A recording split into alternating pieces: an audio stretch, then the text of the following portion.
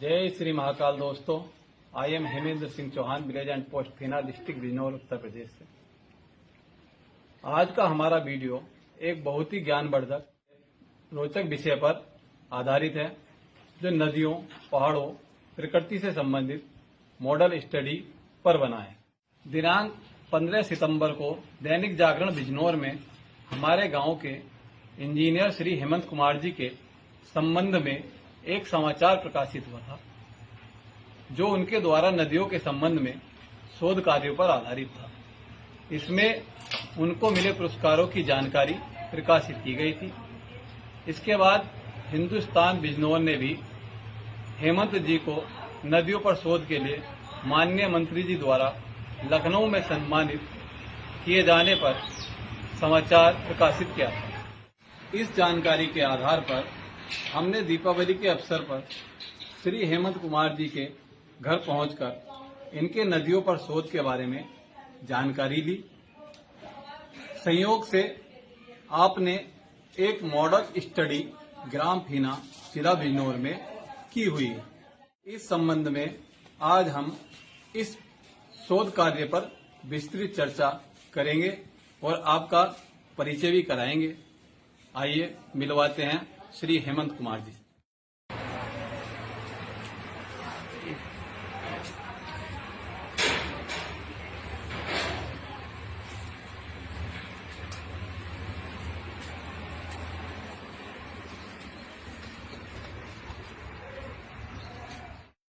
नमस्कार भाई साहब। जी नमस्कार हेमंत जी।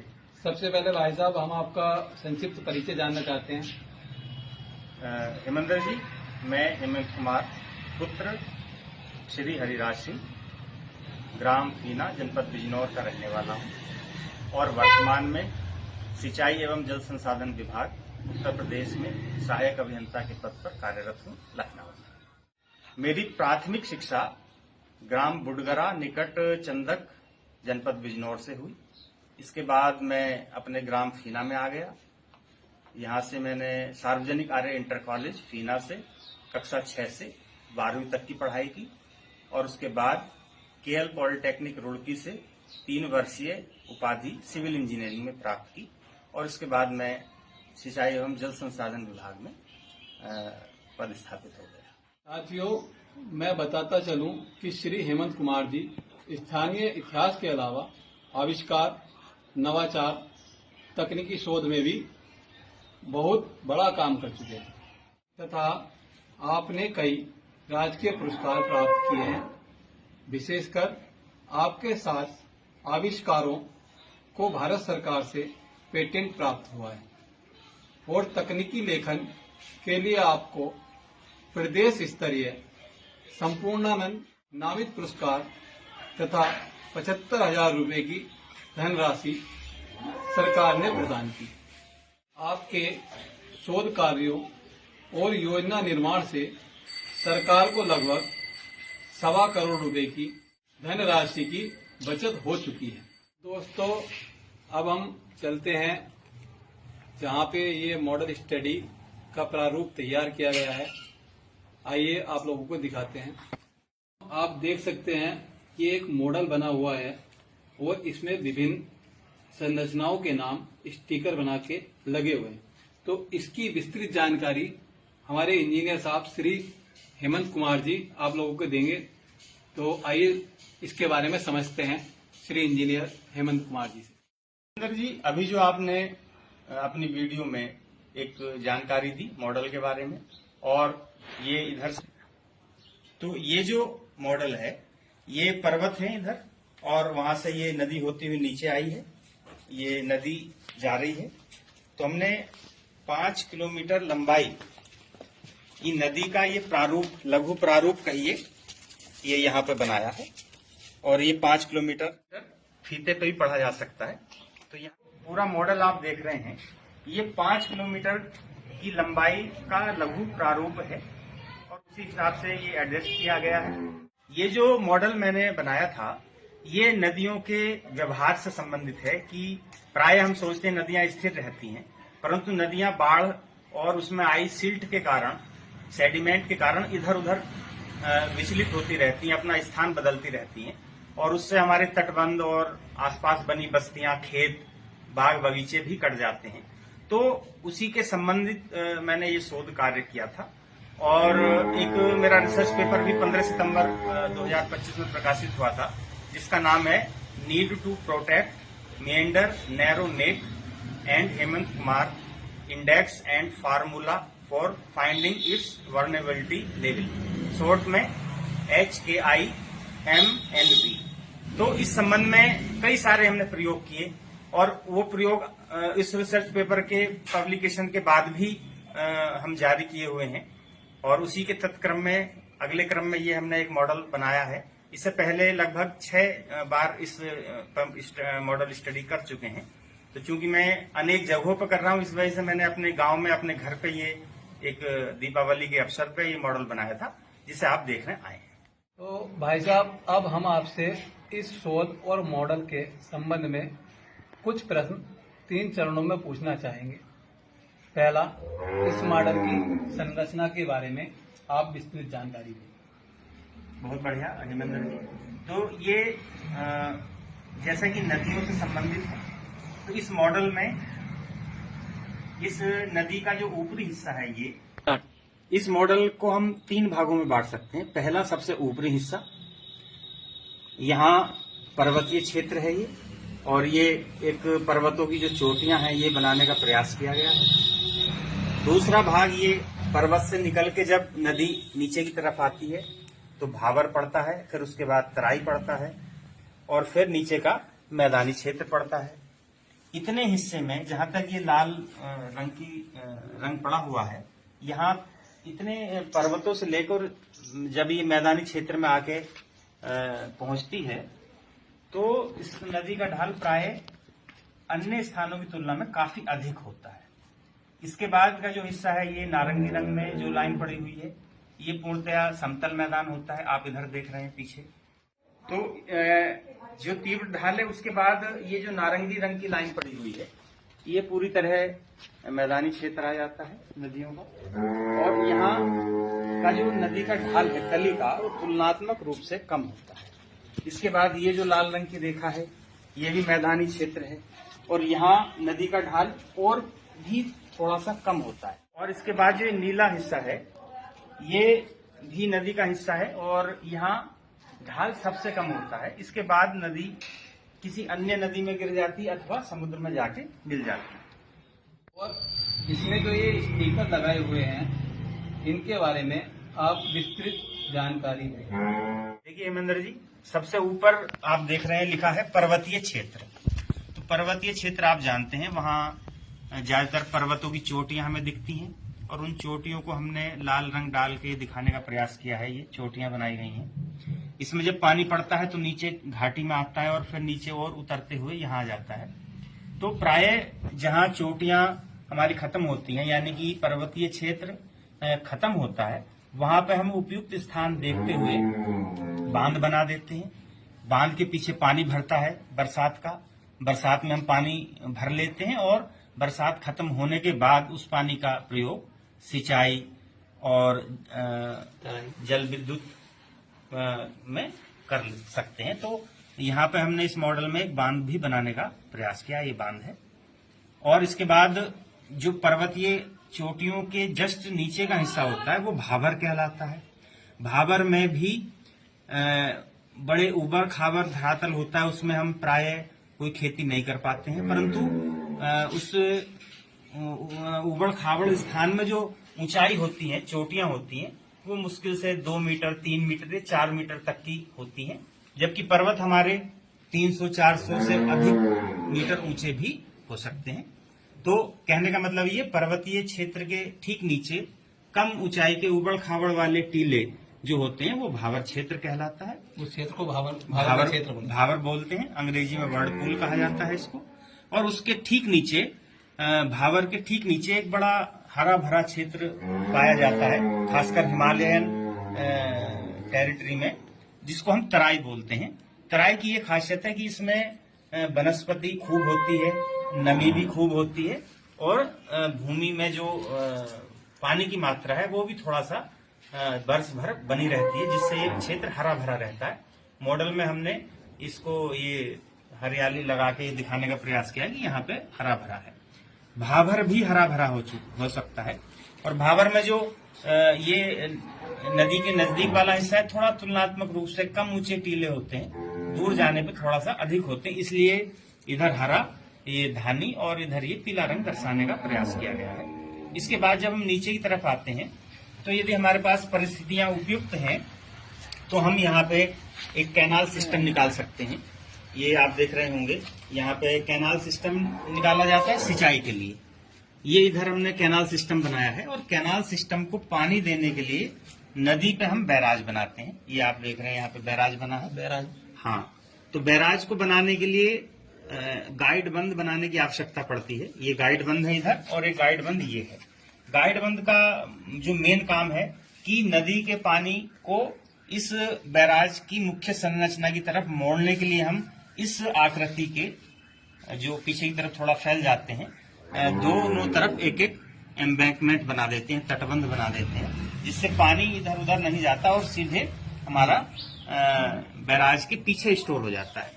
बैराज एक ऐसी संरचना है जो नदी के तल से 2 से 5 मीटर तक ऊंची हो सकती है प्राय सामान्यतः। और जब ये बैराज पे गेटेड होती है, बैराज गेट उठा दिए जाते हैं तो पानी निकलने लगता है। गेट नीचे गिरा दें तो पानी भरने लगता है। तो जब गेट गिरे होते हैं तो ये पीछे की तरफ यहाँ पे इतने हिस्से में पानी भर जाता है, जिससे हमारी नहर में पानी भेजना आसान हो जाता है। एक बात मैं भाई साहब, मैं एक बात आपसे बोलना चाहूंगा बीच में रोक के आपको, कि ये बैराज आप हम लोग इस प्रकार समझ सकते हैं जैसे हमारा बिजनौर बैराज बना हुआ है। बिल्कुल, आपका जो उदाहरण है एकदम ठीक है। गंगा जी पे बिजनौर बैराज बना है और ये ठीक उसी प्रकार है। और बिजनौर बैराज के दोनों तरफ से नहरें निकलती हैं। इसमें हमने उदाहरण के रूप में एक तरफ से तो नहर में पानी के प्रवेश को नियंत्रित करने के लिए हेड रेगुलेटर बनाया जाता है। हाँ, इसके बाद हम जब नीचे की तरफ आते हैं तो कुछ स्टिकर और लगे हैं। ये एक लगा है खादर। तो खादर नदी के दोनों तरफ उस निचली भूमि को बोलते हैं जिसमें बाढ़ का पानी आ जाता है वर्षा काल के दौरान। और जब वर्षा काल खत्म होता है तो पानी नीचे उतर जाता है और भूमि सूख जाती है। उस भूमि का उपयोग हम लोग खेती के लिए कर लेते हैं। परंतु वर्षा काल में प्राय यहाँ हर बार बारिश का नदी का पानी आ जाता है। इसके बाद हम ये तटबंध का एक स्टिकर लगा है।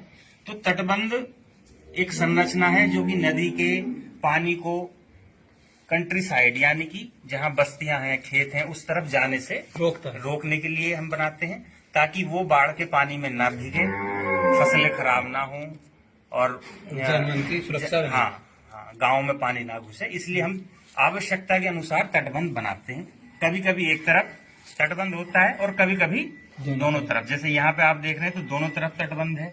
और ये एक बस्ती का नमूना बनाने का प्रयास किया गया है। सेटलमेंट लिखा है यहाँ पे। ये जो दिया है रिवर ब्रिज, ये किस प्रकार की संरचना दिखाई हुई है? क्या है कि मान लिया अगर नदी के दोनों तटों को हमें जोड़ना है एक सड़क के माध्यम से, तो हमें नदी के ऊपर एक पुल बनाना पड़ता है जिसको हम रिवर ब्रिज बोलते हैं। आप देख सकते हैं ये रिवर ब्रिज की संरचना बनाई गई है। हाँ, एक मॉडल बनाया गया क्योंकि इधर बस्ती है और हमें नदी के उस तरफ आने जाने के लिए ये यहाँ से एक ब्रिज बना दिया गया है। इसके बाद यहाँ पे एक चीज मैं बताना चाहूंगा, जब नदी के दोनों तरफ तटबंध होते हैं तो वो रिवर जैकेटिंग कहलाती है। रिवर जैकेटिंग, हाँ, वो परिस्थिति रिवर जैकेटिंग कहलाती है। देखिए, जो नदी का ऊपर का सिस्टम है उसमें बहुत सारी चीजें होती हैं। तरह तरह की धरातल में आकृतियां बनती हैं, तरह तरह की संरचनाएं, तरह तरह की परिस्थितियां, भौगोलिक परिस्थितियां, पारिस्थितिकी परिस्थितियां और पर्यावरण से संबंधित परिस्थितियां। परंतु जैसे जैसे हम नीचे आते हैं थोड़ा सिंप्लीफाई हो जाता है। इस मॉडल में आप देख रहे होंगे, अब थोड़ा सा नीचे आए हैं तो ये एक मिएंडर लूप यहाँ दिखाया गया है। मिएंडर लूप, ये नदी यहाँ मुड़ गई है और एक लूप यानी कि छल्ले के रूप में या बंद आकृति, लगभग बंद आकृति के आकार में बन गई है। और मिएंडर लूप में भी कई सारी इसके नाम होते हैं, जैसे ये पूरी संरचना मिएंडर लूप कहलाती है। बहुत ज्यादा निकट हो जाए यानी कि बीच में इनके दोनों की दूरी बहुत कम बचे तो वो नैरो मेंडर नेक कहलाता है। इसी पे हमारा शोध पत्र प्रकाशित हुआ था। अच्छा, इसमें हम पूछना चाहेंगे, इस तरह की संरचना क्या हमारे यहाँ पे कोई उपलब्ध है अभी? हाँ, हमारे जनपद बिजनौर में कम से कम 10 स्थानों पर हमने स्टडी की, और भी ज्यादा हो सकती हैं, पर 10 स्थान तो मैंने ही ढूंढे थे सैटेलाइट इमेज के आधार पर, जहां मिएंडर लूप बने। हमारा जो शोध कार्य है, जिसके लिए हमें सम्मानित किया गया 15 सितंबर 2025 को, वो मिएंडर लूप पे ही आधारित है। और ये जो मॉडल है, ये भी मुख्यतः हमने मिएंडर लूप कब बनते हैं, कैसे कटते हैं और उनके कटने से क्या लाभ हानि है, यह सब परीक्षण करने के लिए ही ये मुख्यतः बनाया है। इसके अलावा भी कई उद्देश्य से बनाया है। अब हम नीचे की तरफ चलते हैं तो नदी में ये जो देखे गए हैं आप, वहां तो थोड़ा सीधी थी, परंतु यहाँ नदी के अंदर आप देख रहे हैं कई प्रकार के मोड़ दिखाई पड़ रहे हैं। तो ये इसको विसर्पण बोलते हैं और अंग्रेजी में साइनोसिटी भी बोलते हैं। और यहाँ पे एक स्टिकर ये लग रहा है बांगर। बांगर उस भूमि को कहा जाता है जो नदी से काफी दूर और ऊंचाई पे हो, और प्राय 100 साल में अपवाद को छोड़ के कभी फ्लड आई हो तो आई हो, अन्यथा वहां कभी फ्लड नहीं आती। जलोढ़ मृदा का मजबूत और ऊंचा स्थान बांगर कहलाता है। तो भाई साहब, हम लोगों के क्षेत्र में बांगर क्षेत्र कौन सा हो गया यहाँ पे? अच्छा, जैसा कि हम लोगों का गृह जनपद बिजनौर है, और जैसे ऊपर से हमने बताना शुरू किया, तराई, भाभर और ये बांगर, और खादर भी एक ये है खादर। मैंने बताया कि बाढ़ का पानी जिस भूमि पर आ जाए वो खादर। तो हमारे जनपद का उदाहरण आप लें तो सबसे पहले भावर, आप कालागढ़ जाएंगे, जब नजीबाबाद से कालागढ़ जाएंगे तो मालन नदी के ऊपरी हिस्से में, जहाँ कोटद्वार और से नजीबाबाद की तरफ चलेंगे, लगभग 5 किलोमीटर में भावर क्षेत्र स्पष्ट रूप से देखा जा सकता है। बढ़ापुर क्षेत्र में भी भावर देखने को मिलता है। इसके बाद खादर की भूमि जनपद में कई जगह पे है। हमारे जनपद में रामगंगा का खादर बहुत प्रसिद्ध है, खो नदी का खादर भी बहुत प्रसिद्ध है, और गंगा नदी में भी कुछ स्थानों पर खादर क्षेत्र देखने को। खो नदी, ये जो बढ़ापुर साइड का क्षेत्र हो गया, इसे बोल सकते हैं? खो नदी जनपद बिजनौर के उत्तरी क्षेत्र में स्थित है, कोट द्वार से निकलती है, और ये शेरकोट में जो बैराज बना हुआ है, ये खो नदी पे ही बना हुआ है, और ये नगीना के उत्तर से होते हुए शेरकोट पहुंचती है, और शेरकोट से थोड़ा आगे निकलने पर इसमें उत्तर की तरफ से ही कालागढ़ बांध से रामगंगा आके मिल जाती है। तो खो नदी शिवहारा क्षेत्र में रामगंगा के अंदर विलीन हो जाती है। तो अब आप पूछ रहे थे, तो खादर हमारा, मैंने बताया रामगंगा का खादर बड़ा प्रसिद्ध है। इसके बाद बांगर की भूमि सबसे अधिक है जनपद बिजनौर में, जिसमें हमारा ग्राम फीना भी बांगर की भूमि पर स्थित है, और हमारा नूरपुर क्षेत्र और आपका कोतवाली क्षेत्र, धामपुर क्षेत्र के वो हिस्से जो नदी से 8, 9, 10 किलोमीटर दूर हैं और ऊंचे हैं, वो बांगर क्षेत्र में आते हैं। भाई साहब, इस संरचना के बारे में अभी जो आगे कुछ कलर आपने लगाए हुए हैं, इसके बारे में भी बताएं। ये कलर जो रिवर के बीच में है, देख रहे हैं आप, ये हिस्सा जो गड्ढा है ऑरेंज कलर में, ये नहीं, सबसे पहले ये देखिए, जो गड्ढा है, डिप्रेशन जिसे बोलते हैं, ये क्यूनेट कहलाती है रिवर की। क्यूनेट का अर्थ आप साधारण भाषा में ऐसे समझिए कि गर्मियों में जब बारिश का पानी नहीं होता और नदी में पानी बहुत कम होता है, तो वो सिमट जाता है, एकदम सिकुड़ जाता है। तो उस अवस्था में गर्मियों में भी जिस स्थान से वो सिमटा हुआ पानी बहता है, उसको हम क्यूनेट बोल सकते हैं। यानी कि नदी के आंतरिक हिस्से में जो सबसे गहरा पॉइंट होता है, गहरा क्षेत्र होता है, वो आप जो है क्यूनेट कहलाता है। इसके अलावा क्यूनेट में भी एक ऐसी लाइन होती है जो क्यूनेट में भी सबसे गहरी होती है, तो वो लाइन जो है थालवेज कहलाती है तकनीकी भाषा में। और इस थालवेज को हमने विभिन्न रंगों से दिखाने का प्रयास किया है, जो ये इधर नारंगी है और इधर ये लाल है और ये नीली है। अब इसमें ये थालवेज को हमने अलग अलग रंगों में इसलिए दर्शाया, 4 रंगों में दिखाई दे रही है, लगभग ये पिंक जैसी है, ये प्रतीक है, सबसे ज्यादा ढाल इसमें है धरातल में। फिर ये नारंगी है, तुलनात्मक रूप से कम ढाल हो गया है, और ये लाल रंग है, ये थोड़ा सा और कम ढाल हो गया है। और जैसे नदी का अंत होता है, यानी कि वो या तो समुद्र में गिरे या अपने से बड़ी नदी में गिरे, तब उसका ढाल और भी कम हो जाता है। तो इसलिए 4 हिस्सों में इसको बांटने का प्रयास किया गया। तो भाई साहब, आपने इसकी संरचना का बहुत ही सुंदर वर्णन किया है, लेकिन अभी मुझे लग रहा है इसमें कुछ लाइनें पॉइंट हाँ। छूट गए हैं। जैसा आप देख सकते हैं, ये एक रीज लाइन यहाँ पे है हाँ, और ये धागा यहाँ पे लगा हुआ है और ये रस्सी यहाँ पे लगी हुई है और ये फीता भी यहाँ पे रखा हुआ है। इससे क्या अभिप्राय है? हाँ, ये छूट गया था। तो देखिए क्या है, ये स्टिकर लगा है रिज लाइन का। तो रिज लाइन मतलब धरातल पर ऐसा स्थान जिसपे यदि पानी गिरता है तो कुछ पानी उधर चला जाता है, कुछ इधर चला जाता है। यानी कि मान लो आप धरातल है और कुछ उसका बीच का हिस्सा उठ गया, जैसे कछुए की पीठ होती है, तो कछुए की पीठ पे यदि पानी डालेंगे तो कुछ पानी उधर चला जाएगा और कुछ पानी इधर चला जाएगा। तो इसी प्रकार ऐसे बिंदुओं को जोड़ने वाली कोई लाइन बनाई जाए तो वो रिज लाइन कहलाती है। उदाहरण के रूप में आप यहाँ देख सकते हैं, ये एक रिज लाइन यहाँ से यहाँ तक गई है ऐसे। इस लाइन पे अगर पानी डालेंगे, कुछ पानी इधर आ जाएगा और कुछ पानी उधर चला जाएगा, और उधर नीचे गिरा पानी इस तरफ नहीं आता है। ये रिज लाइन की खासियत है। यानी कि किसी परिक्षेत्र में उसके उच्चतम बिंदुओं को जोड़ने वाली लाइन रिज लाइन कहलाती है। रिज लाइन किसी नदी के अंदर कितना पानी आएगा ये निर्धारित करने में भी सहयोगी होती है।